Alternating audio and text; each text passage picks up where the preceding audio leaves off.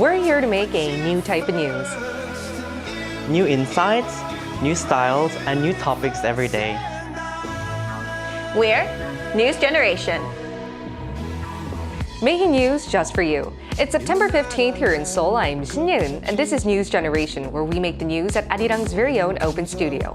Every morning, we'll discuss the top issues and latest current affairs affecting people in their 20s and 30s. As you can see, today I'm joined by two special guests. On my right is Patrick Bupacher, a ballet dancer from Switzerland. Well, hello, my name is Patrick. I'm from Switzerland. It's my pleasure to be here this morning. Thank you for having me. All right, pleasure is ours. And another special guest, it's Sydney Fertowski, a freelance model and actor from Canada. Hi, my name is Sydney, and as you know, I'm from Canada, and it's a great pleasure to be here. Thank you so much. I cannot wait to talk to you guys very soon. Now, both are here to speak on behalf of people in their 20s and 30s. Now, let me explain to you why we have these two special guests today. From 2016, Korea has been celebrating every third Saturday of September as Youth Day, and that's tomorrow. And this day aims to commemorate and encourage all young people out there in the country. As a way to celebrate this day ourselves, we prepared something special on NewsGen. We brought in some global young people to discuss a wide range of issues they've dealt with both here in Korea and abroad, topics that many millennials and Gen Z can relate to. So, as representatives of the world, I guess, why don't you introduce yourselves? Well, I was born and raised in Switzerland. After finishing my studies in Switzerland, I have been working in Switzerland and in Australia. And coming to Korea has actually been a happy accident for me. I was very fortunate to have been offered a job here. So for the past 5.5 years, I have been working as a ballet dancer in Korea. And you know what? We're seeing on the screen right now beautiful pictures of yourself. That's you, Patrick, right? Yes, that's me. So you're a ballet dancer in Korea. How long has it been in Korea? Over 5.5 years. Over 5.5 years. So you can represent the youth not only in Switzerland, but also Swiss youth in Korea. Probably. Yes, hopefully. What about you, Sydney? Introduce yourself. So I'm from the Canadian Rocky Mountains in British Columbia, and I've been living in Korea on and off for 7 years. 7 years. So all my time put together, it's been 7 years that I've been living here. And I recently just graduated from my master's at Goryeo University. Wow, congratulations. Thank you. 2 years of applied linguistics, and now I'm working in the entertainment field. So it's been very interesting. Yeah. A lot of fun, yeah. All right, so you two will not only be representing young people living in Korea, like foreigners living in Korea, but those living in Canada and Switzerland. And let's start off with today's discussion topic being Youth Day. Why don't we first define how youth is defined in your respective countries and whether there's a Youth Day, starting with Switzerland. Well, apparently there is an International Youth Day on 12th of August that was appointed by the United Nations. However, to be quite frank with you, I have never heard of it before Really? researching it for today's show. So I don't think it's widely known in Switzerland either. In Switzerland, we would generally define youth as 14, 15 to latest mid-20s. Mid-20s? Yes. That's quite young. Yes. Because here in Korea, we define youth from 19 to around 38. So 25 is quite young. Yes. What about you, Sydney? What's the situation like in Canada? So we're the same. We have the International Youth Day. And Canada started using it since 2000. But to be honest, I had never heard of it either Really? until Okay. researching for this program. And for us, we actually define youth as between 15 and 30. So it's a bit of a difference, but still younger than 38. Younger than Korea. I think Korea has the longest cap for youth. I mean, you guys look really young, so I mean, I understand, but still. Right, and it's quite fascinating to hear that you guys never heard of Youth Day, and I'm guessing that's because the definition and the age group for youth is quite confined. Yeah, it's very broad spectrum and very different per country as well. So. But at least we do have a common denominator, which is that we have Youth Day both in Korea, Canada, and Switzerland. So let's now check if we have similar issues that we're going through in terms of youth problems that we have. And so we asked our viewers from around the world to share their latest problems and concerns. If you take a look at the screen, you can find out what our global viewers had to say. Let's start with travel holidays. The biggest problem in my country is unemployment and the brain drain. Due to the lack of proper employment opportunities, lots of educated youth are migrating migrating to Gulf countries in search of jobs.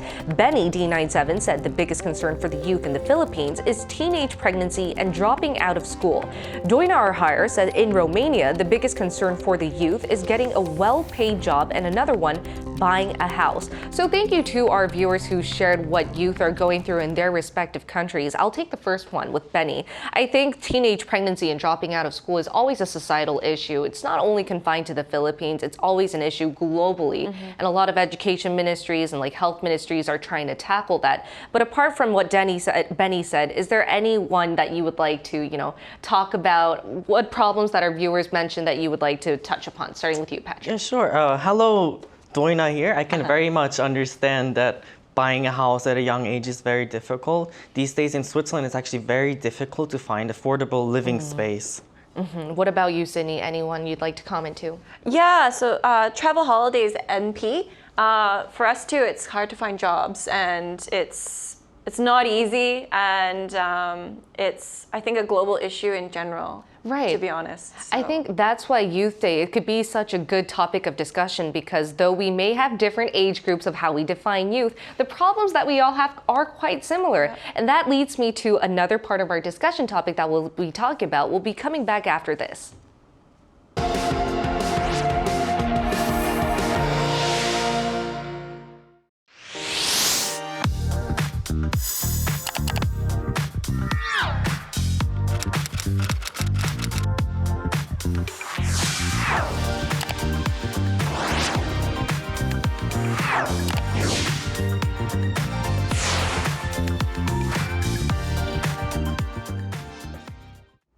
And apart from the problems raised by our viewers, a youth counseling center in Korea has asked a group of millennials and Gen Z to share their latest concerns. Take a look at the screen. Here's the top 5 issues concerning South Koreans in our generation. So we're going to unravel 3 of them, and that's going to be employment, dating, and marriage. So let's first take a look at the first issue, which is employment. The concept of finding a perfect job seems to be close to impossible here in Korea.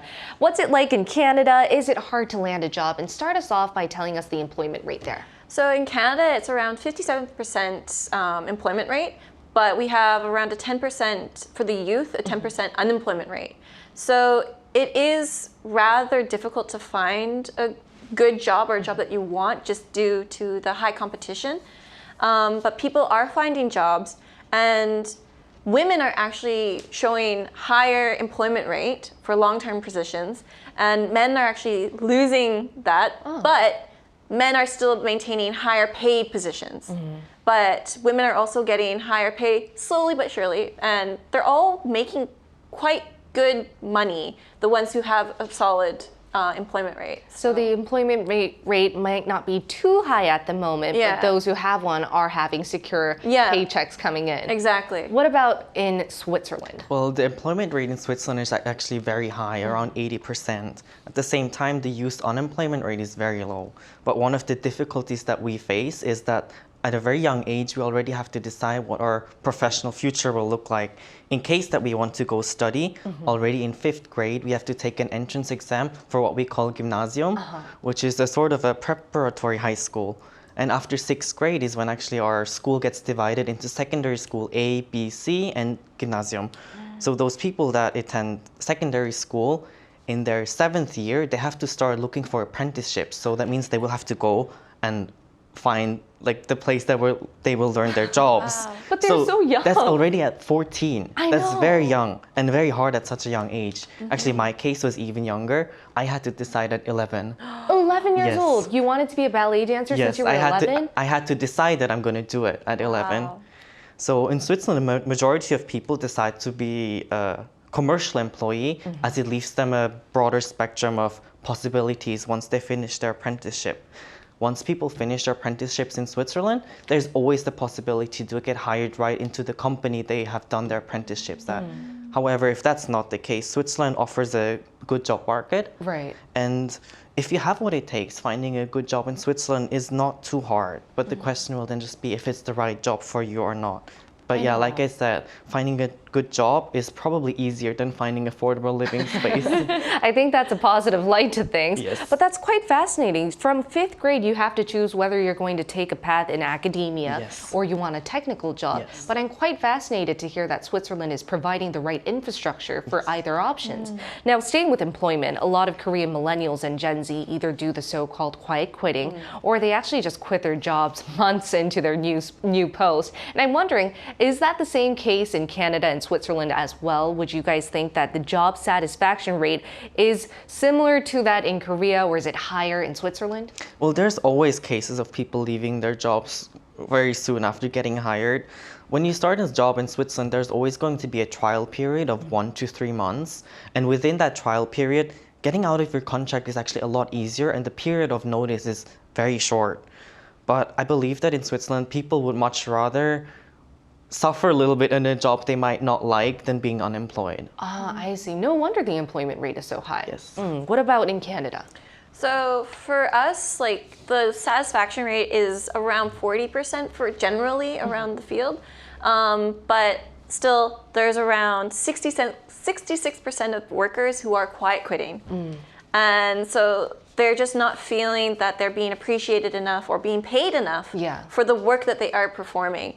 And so they're like, hey, if I'm not getting paid for doing 3 jobs, I'll just do what I'm being paid for, which is 1 job. Yeah. And so, or they just quit. They're like, I can't afford to do this anymore. I think that's a trait globally amongst millennials and Gen Z. We want to be rightfully paid for our worth and the amount of dedication we put in the workplace. And also to be able to live, to be able to pay for your rent. Exactly. And if you're not getting paid for how much work you're doing and you can't pay your rent, then you need to change jobs. Exactly. Considering high living costs, you can't afford to do that. Yeah. But what's the work-life balance? I think that's the key concept that makes a lot of millennials and Gen Z want to stay there, right? Yeah, definitely. Like the work-life balance in Canada is very different to Korea. Korea, you still have that nunchi, like that. Yeah. You have to stay at work until your manager or your boss leaves. Right.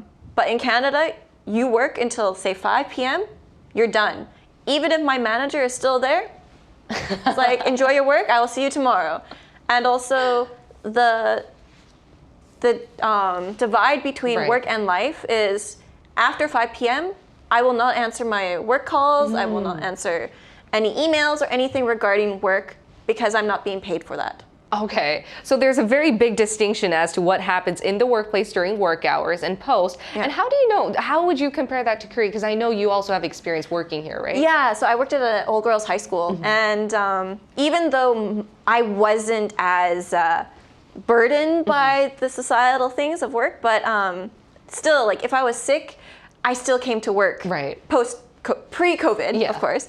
And so like, because I saw other teachers who came and they're like literally dying and you're like, okay, maybe I should still come even though I have like a really bad headache and a bit of a fever, I'll still go. Right. Because there's people who are literally on their deathbed still working. So. Because of that nunchi, the concept in Korea, where you're stepping on eggshells, looking around and being like, okay, if that person is literally dying and still coming to the office, I should probably come too. I should probably come too. Patrick, can you relate to any of this? Like, how was your work experience in Korea like? Do you think that there's a distinctive workplace culture here?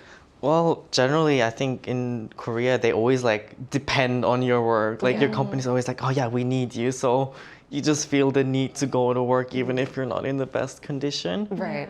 And I think that's why a lot of people in Korea are quickly deciding to change their posts. But now let's move on to another topic of interest, and that is dating.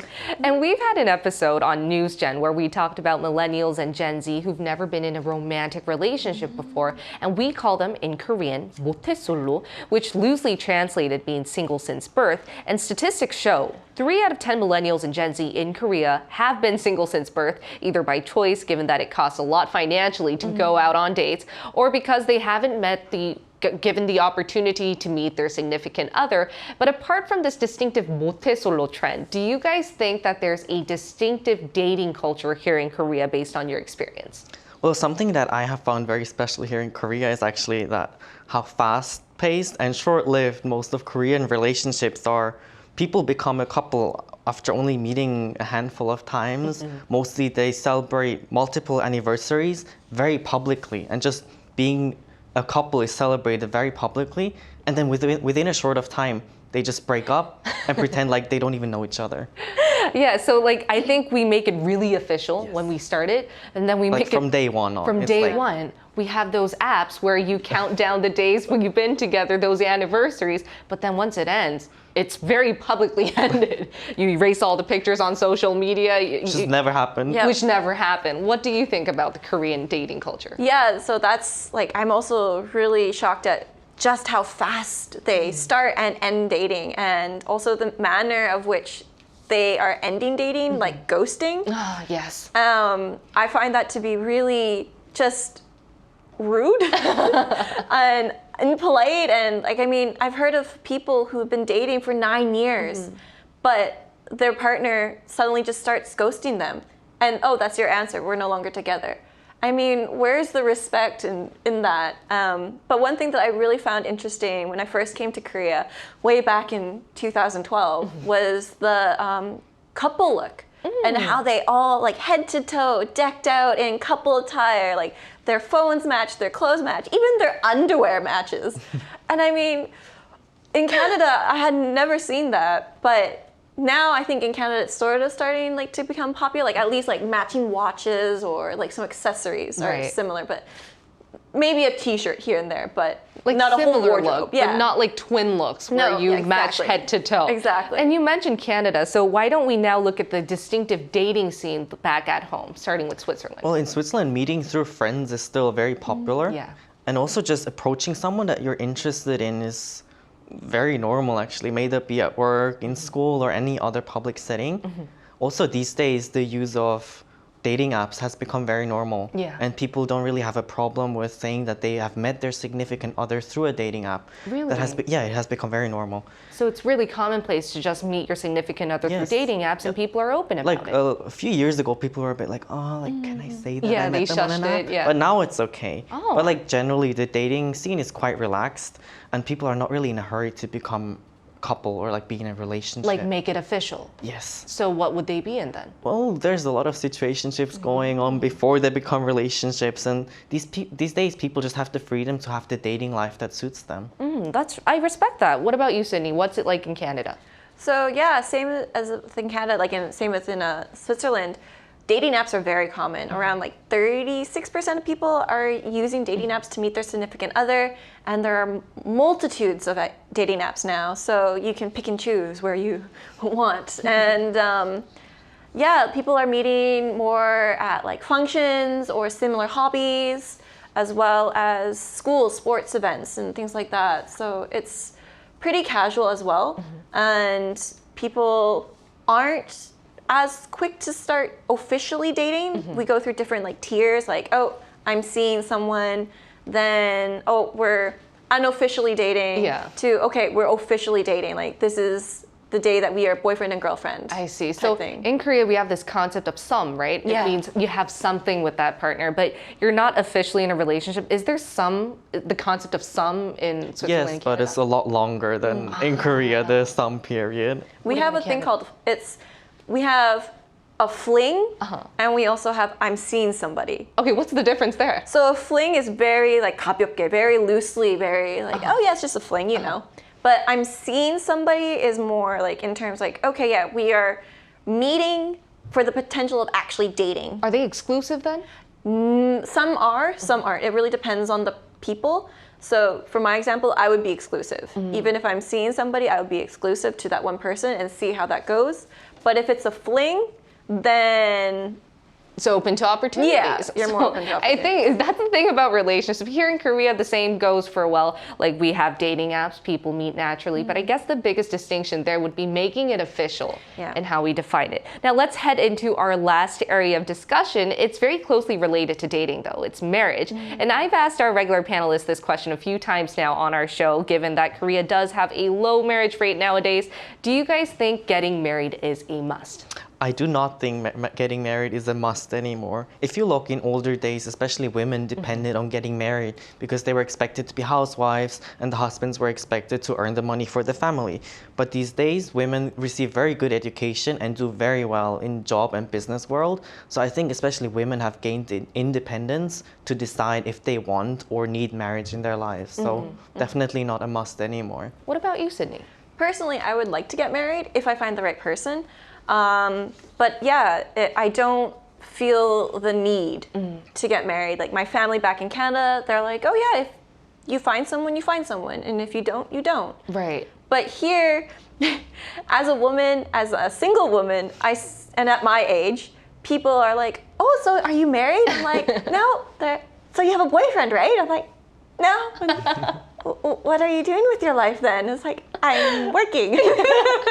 I'm a strong, independent lady working right now. Yeah, exactly. So there's still like, you feel the sort of like pressure. There is pressure, for yeah, sure. Yeah, especially during the holidays. I was going to mention, now that we're heading towards Chuseok, we're going to be hearing that question often. Are you married? Definitely. And right after, whether you have a boyfriend or are you married, it's when are you going to have kids? Yeah, exactly. Yeah. Right? And South Korea has one of the lowest birth rates in the world, recently reached 0.7, guys. So we have the lowest birth rate in the world, and the government is trying to fuel more efforts on that front. But what do you guys think youngsters in Canada and Switzerland think about having kids in their country, and are there any government policies to back that up? Well, as Switzerland considers youth as 14, 15 to mid-early 20s, I think they still have other priorities than thinking about having children, like establishing themselves in lives. The average age to have children in Switzerland is actually around 30.9 years. That's quite young, too. Yes. And do you think a lot of your friends want to have kids? Well, at one point they will, but I think right now they're probably busy with other things still. It's not their number one priority. No. I see. What about in Canada? So for Canada, like the birth rate is around like 1.49. So it's definitely lower than previous years, and it is continually getting lower because just a lot of people don't want to have kids just because of the burden, the financial burden that it is. And so to try and help ease that burden, the governments are trying to implement better childcare. So like daycares and other facilities to help parents who are working, because in this day and age, just one parent can't be working. Both parents have to be doing work. And so to help the mother and the father have a better work-life balance and family life, they're giving better parental leave. So that's really nice. For the mother, maternal leave, and for the father. And they're encouraging the father to take more parental leave. So it gives them a better chance to bond with their child. Yeah. And also it actually boosts their performance when they get back to work. And it also helps the mother too get a break from carrying 24/7 for a child. And the government is on board and companies are on board, but I think the social atmosphere is very important as well. For the concept of knowing that both parents are there and present for the child, that's really important. Exactly. And then also the security to know that even after the mother is finished with her maternity leave, she is able to go back to the workforce, to her exact same job. And the jobs are provided. And the certainty there actually encourages more people, especially women, to actually have kids. Exactly. So we've talked about a lot of different concerns that our youth are going through and some issues that need more highlighting done. But as it's in light of Youth Day, I would now like to wrap up our discussion to be talking about what your plans are for Youth Day in Korea tomorrow and a line of activities that are prepared. Yes, there is a lot of going on tomorrow, from K-pop concerts to flea markets. Ooh. I saw that there's also stuff happening in Busan too. But I had a pretty rough week, so I think I'll probably be resting tomorrow. But like if I do have the energy, I might go check out some Youth Day event if there's any in my area. Yeah, enjoy your youth. What about you, Sydney? So yeah, I've also heard that there's acknowledgement speeches for youth who are participating in their community, as well as the K-pop concerts, and just like creative corners as well. I will personally be having lunch with a friend who's also in her youth. So we'll be celebrating our own Youth Day. The definition of Korean youth or Canadian youth? International. International youth. All right, so let's enjoy Youth Day tomorrow. And it was such a pleasure talking about pleasure. different youth concerns and how you guys are perceiving them and wanting to tackle them too. And in the meantime, we'll be here every day from 9:30 to 10 a.m. Korea time, bringing you more topics young people are talking about. Special thanks to Patrick. Well, my pleasure to be here It today. was such a pleasure hearing from you today, and Sydney. Thank you so much. It was a wonderful pleasure. All right, and thank you everyone for watching. Enjoy Youth Day tomorrow, and we'll see you next week.